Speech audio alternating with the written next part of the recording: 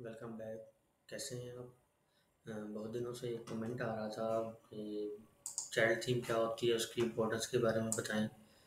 तो ये short description बताऊंगा मैं आज आपको। सबसे पहले कि ये चाइल्ड थीम होती क्या है। दरअसल ये मेन थीम की एक एक्सटेंशन थीम होती है। एक्सटेंशन थीम कह लें इसको, या आप सब थीम कह सकते हैं। अब ये ज़रूरी क्यों है? अब जैसे मैंने यहाँ पे जो मेन थीम है और ये मैंने चाइल्ड थीम बनाई हुई है। अब चाइल्ड थीम हम बनाते क्यों हैं, इसका पर्पस क्या है, फ़ायदा क्या है?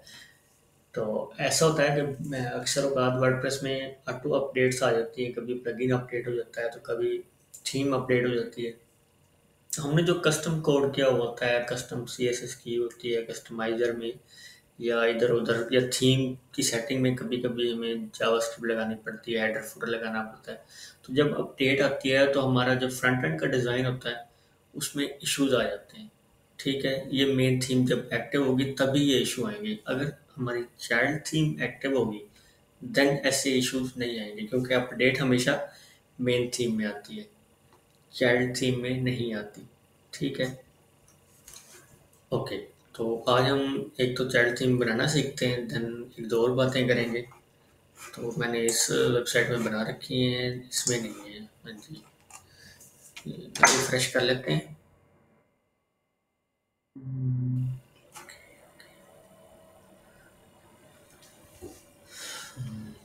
जी, ये अवांटी थीम है इसका।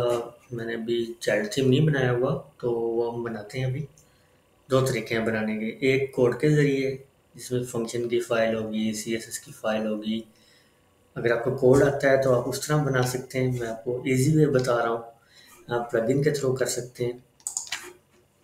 और कोशिश करें आप अपनी वेबसाइट के लिए हमेशा ही चाइल्ड थीम एक्टिव रखें, ताकि फ्यूचर में जो अपडेट्स आती हैं उनका इफेक्ट आपकी फ्रंट एंड डिज़ाइन पे ना आए। ओके, इसके लिए प्लगइन है चाइल्ड थीम कॉन्फ़िगरेटर, इस तरह का नाम होगा, या दिस वन। हमने इसको एक्टिव कर लेते हैं।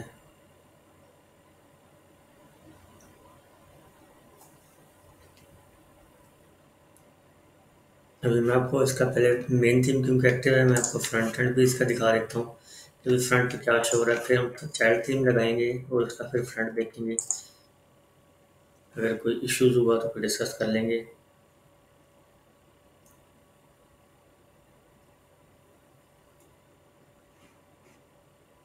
जी, तो ये मैंने मेन थीम एक्टिव की हुई है और वेबसाइट रनिंग में है।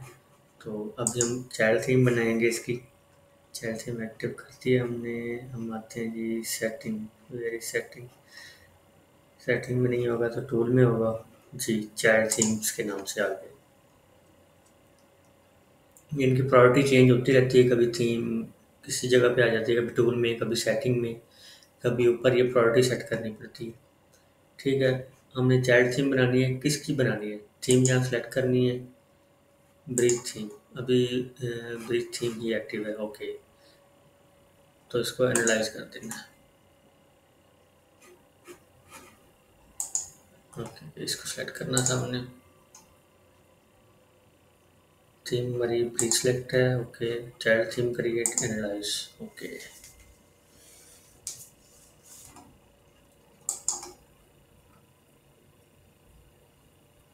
दो दफ़ा बन गई है,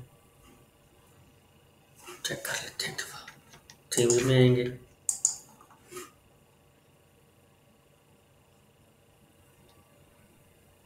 हमने इसकी बना दी है, जबकि बनानी हमने अवंती की थी। बैक आते हैं, रिफ्रेश करते हैं।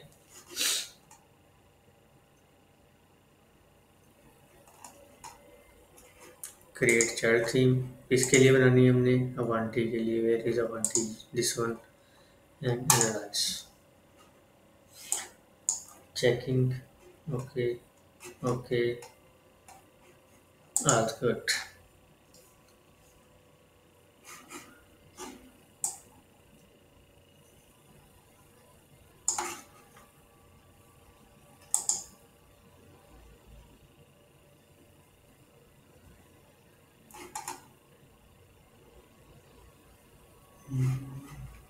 मेरे थीम्स।